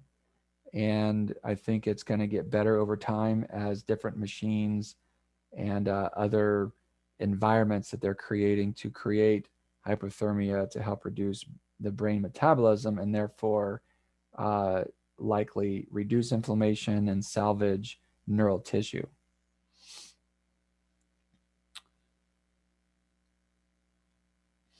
Okay, keep in mind the brain does need a certain level of metabolism. It needs a certain level of oxygen. Okay, so once you start getting into elevated temperatures, so fever, seizures, okay, these are with an already hurt brain. If these are happening, it can take a bad situation worse.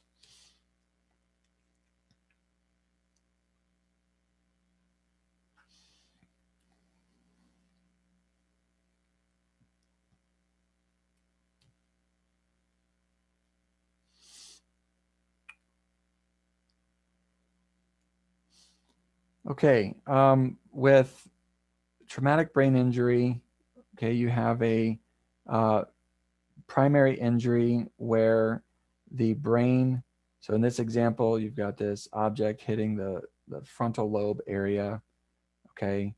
So the force is not only behaving in a certain position with the object, but the brain is being sent in the same direction, so they kind of converge in the middle. Okay, so that'd be a primary impact, causing the brain to accelerate toward the side of impact, and then can accelerate in the opposite direction for a secondary impact.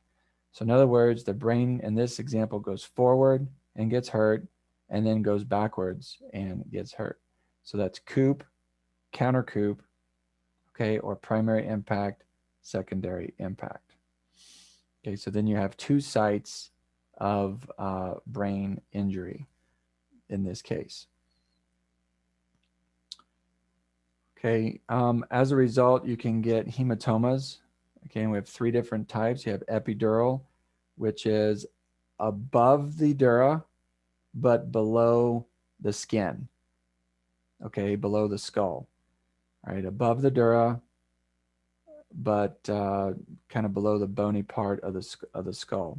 Okay, subdural is underneath the dura, right? The three layers, the dura mater is the outsidemost layer, then the arachnoid, and then the pia mater. Okay, and then subarachnoid is bleeding in the subarachnoid space. So you have the dura, the arachnoid, and then the pia. Okay, and this area here, the subarachnoid space, this is also where we find cerebrospinal fluid.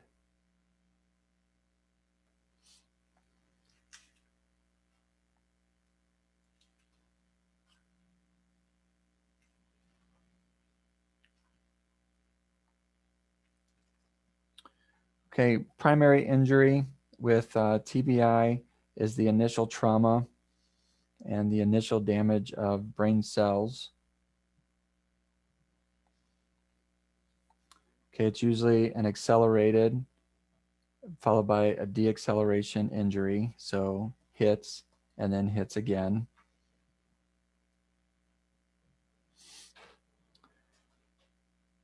Okay, mechanism of injuries are usually traumatic. Okay, motor vehicle accidents, sporting events. Um, if what I read, if I remember correctly, I think the number one reason for severe traumatic brain injury is motor vehicle accidents.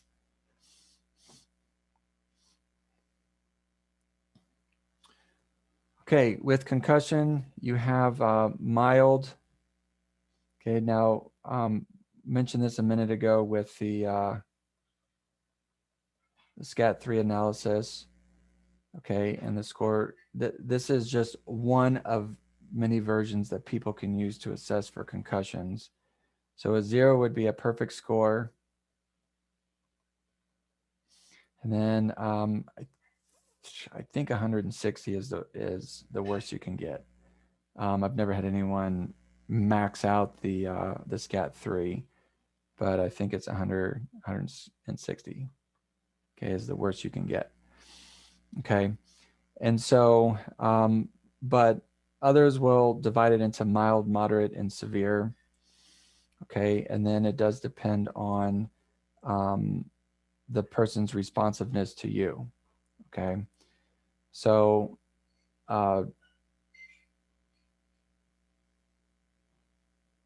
one thing you're worried about is brain tissue damage.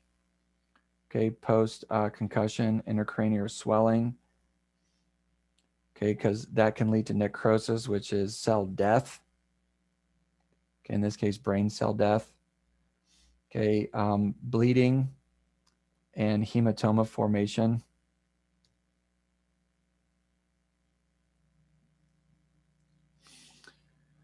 Okay, concussions and traumatic brain injuries, the deceiving part is when things are slow growing, okay?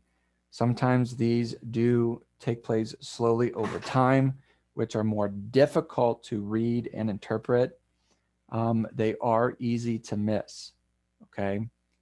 And so what can happen is several days later, some other additional complications start to surface that you would have missed during the time that you actually had with your patient. Okay, and all my years of practice, this has happened once to me where it went missed at first. Very deceiving. Passed everything pretty much with flying colors. Everything was fine. And then a couple days later, the headaches got worse and just things got worse over time. So that's why one of your instructions is, even with the mild cases, is if symptoms get worse, go in. Okay, because they may have passed everything right then and there in your office, and which, why would you do anything, because everything is fine, but you don't know what's going to happen with the slow growing parts. That's why I always give the instructions: if symptoms get worse, go in. Okay, so That one, by the way, and this was years ago that I missed. Of all the concussions, I missed one, but they also lied about their history. When I was visiting with them, um, this person was, they were doing dance and like hip hop stuff, and they were pretty advanced, so they were able to do, like backflips and cartwheels and things like that. And on one of the rehearsal moves, hit their head. Okay. But what they didn't tell me is um, doing backhand handsprings several days prior, did it again. So in other words, they had a head injury. A couple days later, had a second head injury, and then that's when I saw them. But they only told me about the recent one. I didn't know about the other one. Okay, and so that obviously would throw you off because you're not realizing this is being compounded. Okay, so lesson learned. I mean, even do a thorough history, even if you have to make stuff up with them, right? So is this your first head injury? Oh yeah. Well, when was your last one? I don't know.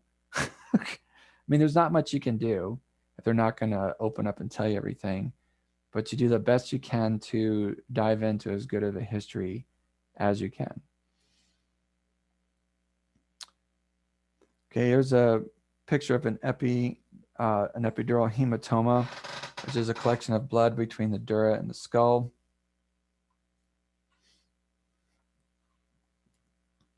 Okay, there's subdural, so underneath the dura.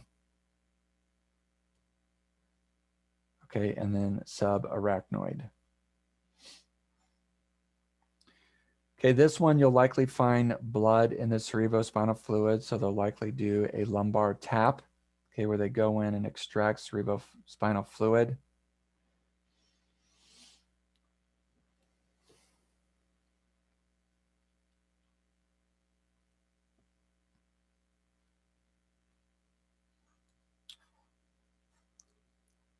Okay, cerebrovascular disease and stroke. Okay, so stroke is the sudden onset, creating some neurological dysfunctions due to blood supply in the brain being cut off. Okay, so in the brain, you've got what's called the circle of Willis. And this is a bunch of tubes, all these arteries that come up from the basilar artery and then come up from the vertebral arteries, and then they branch and give rise to different blood supply to the brain. So the more central the infarct, the more damage you're going to do to the brain. So if you're looking at the underneath part to the brain, okay, and so that would be the brainstem area. There's the cerebellum. The more central and deeper the infarct, that is massive amount of brain tissue that is being hurt. Okay, the more distal, then it would just likely be that area that's hurt, and it's usually not as bad as something that's deeper and more central. So in the stroke family of things, the more distal, the better. Okay, now I don't want anybody to have a stroke, but if you're gonna, get a stroke, the more distal and the more superficial, the better. The deeper and the more centralized, the worse it is, including death.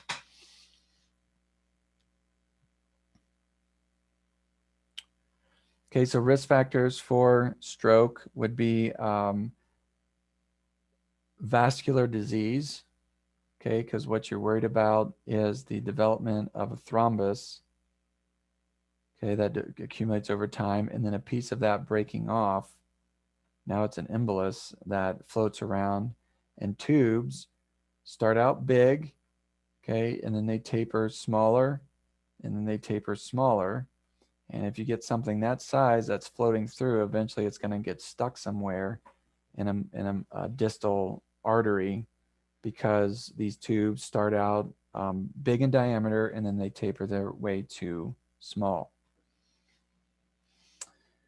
So hypertension, diabetes, elevated lipids in the blood, smoking, aging, and family history are all risk factors for stroke.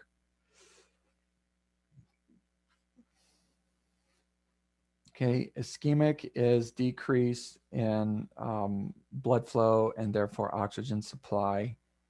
Okay, so a sudden occlusion of an artery, likely from that thrombus formation that released the emboli.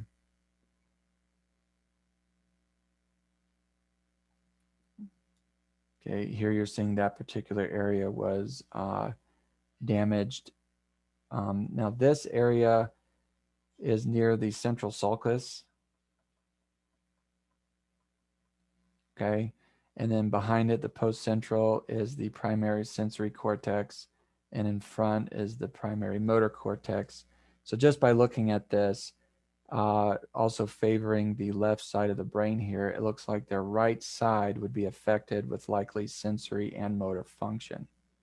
Okay, so this person would likely present with right-sided issues if this is where that infarct is. Okay, if the infarct was like in this area and relatively superficial, that's near Wernicke's area. So they would have sensory speech issues. If it was over here, superficial, that would be Broca's area. So they would have motor speech issues and so on. So it just depends on the part of the brain that gets hurt is going to depend on the signs and symptoms on how they present. Okay, so there's your contralateral hemiplegia. So the opposite side paralysis would be a manifestation. Okay, they could have some sort of sensory loss, and that's what I was trying to show in this one. That would likely be motor and sensory loss on the opposite side. Okay, so contralateral hemiplegia and hemisensory loss, and contralateral visual field blindness.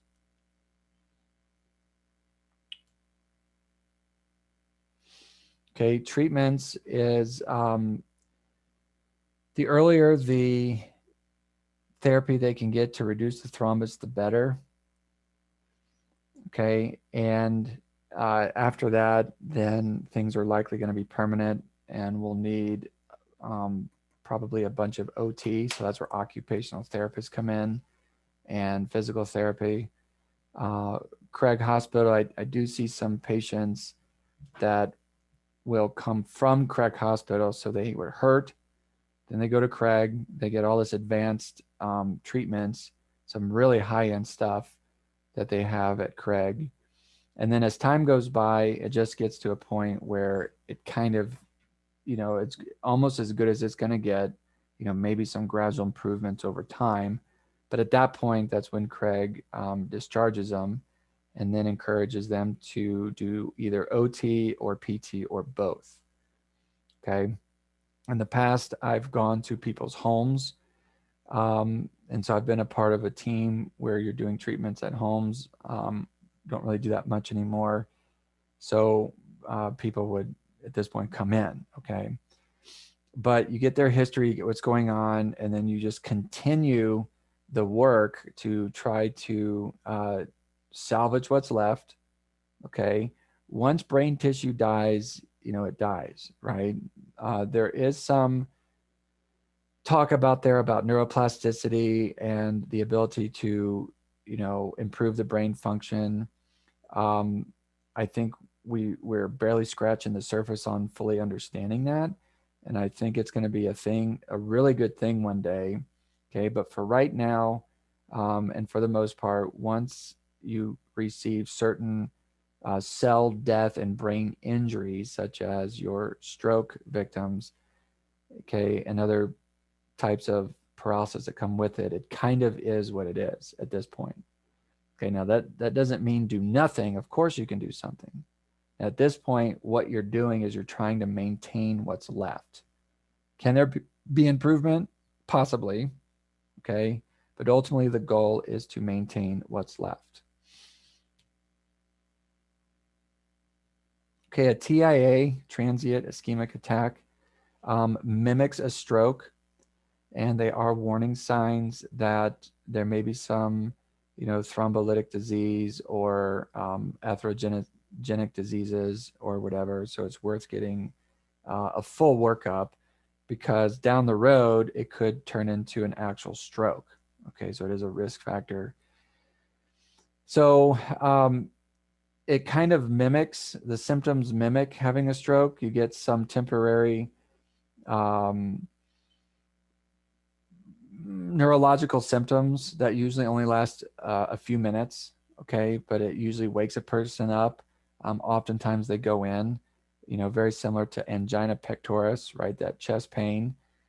So it feels like a heart attack. So people go in to get checked, which I think is great and worth doing, because, I'm a big fan of studies, and I think it's great to rule things in or rule things out.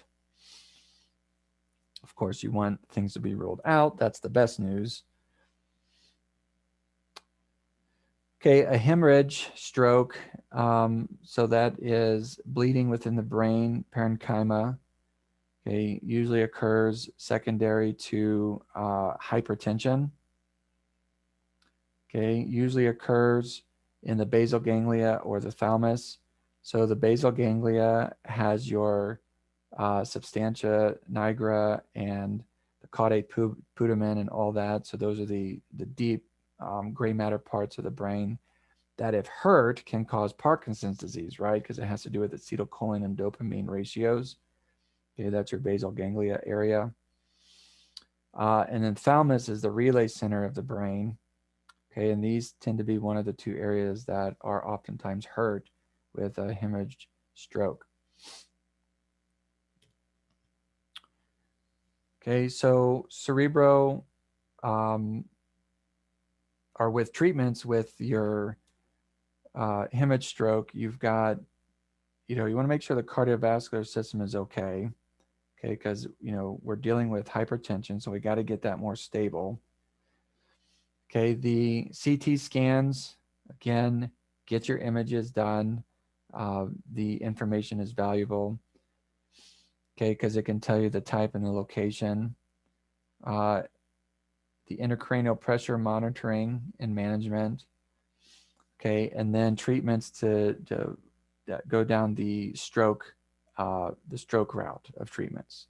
Okay, so your anticoagulants, antiplatelets, okay, angioplasties if necessary. Okay, so the consequences after a stroke, okay, you're left with the motor and sensory deficits.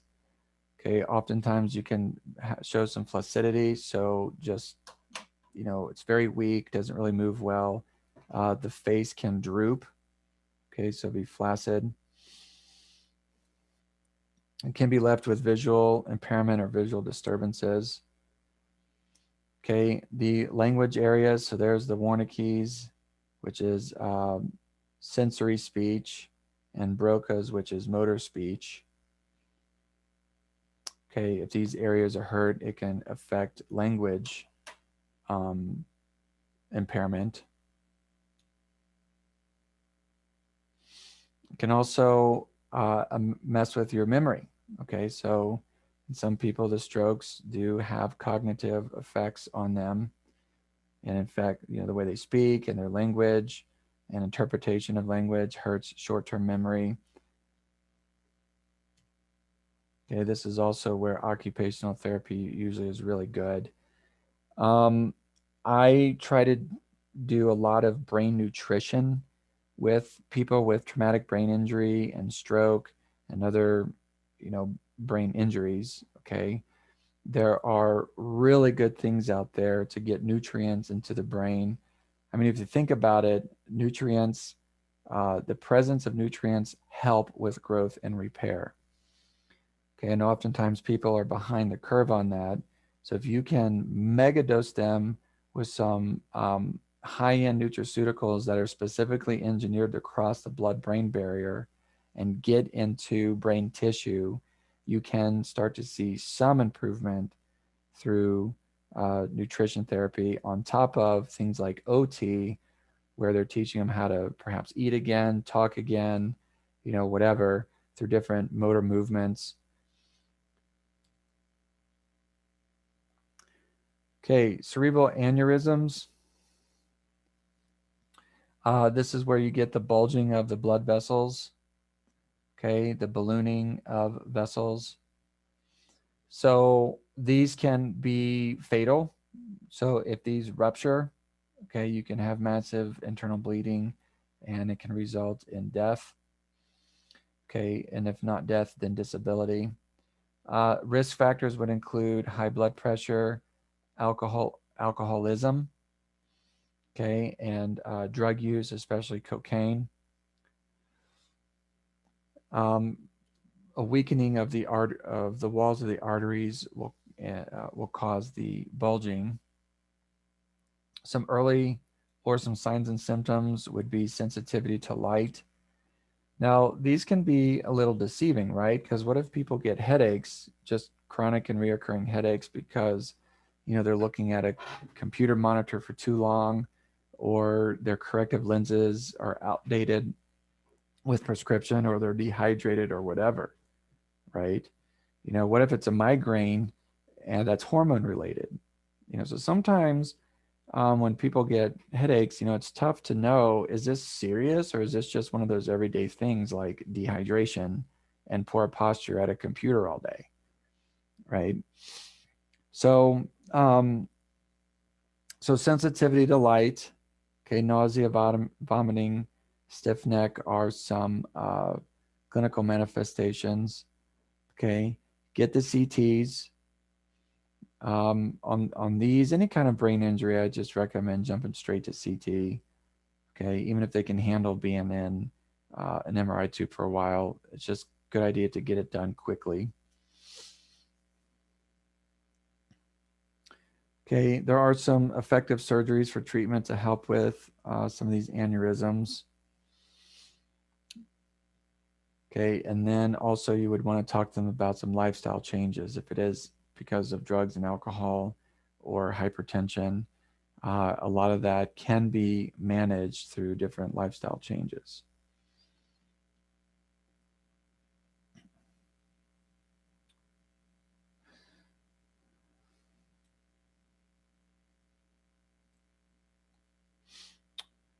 Okay, so central nervous system infections can also lead to brain problems. Okay, remember your CNS is the brain and the spinal cord. Okay, and then everything outside of that is the peripheral nervous system. So different organisms can get inside your CNS, oftentimes through the bloodstream. Okay, so immune compromised people, poor nutrition, radiation treatments, steroid therapies are some risk factors. Meningitis is inflammation of the meninges, which wraps around your central nervous system, right? The brain and spinal cord. Those are often associated with bacterial infections.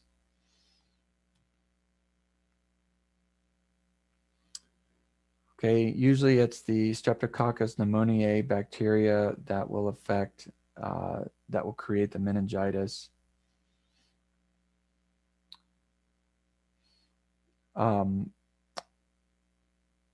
People will typically get headaches, okay, really bad headaches.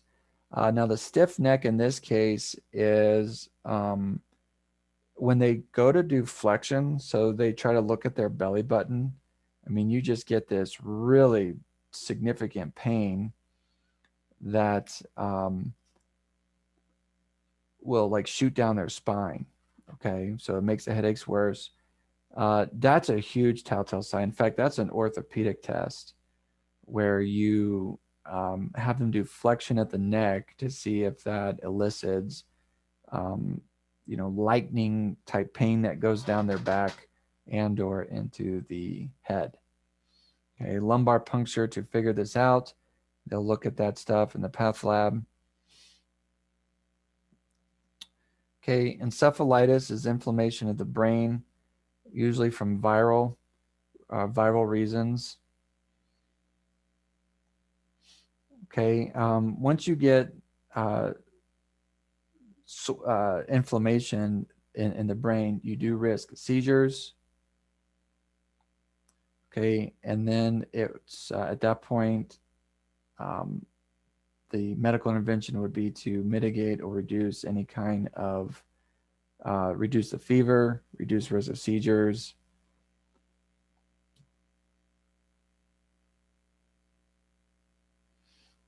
Okay, a brain abscess.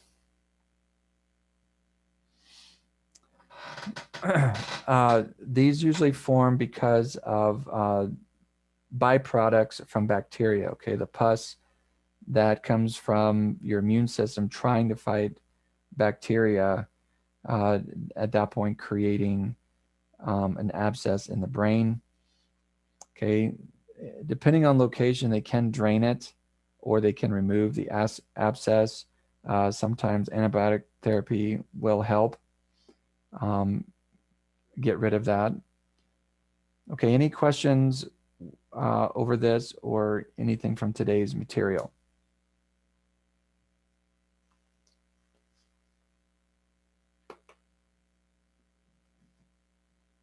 Okay, I will try to get you a study guide over today's material soon. Okay, so be looking for that. And if you guys have any questions,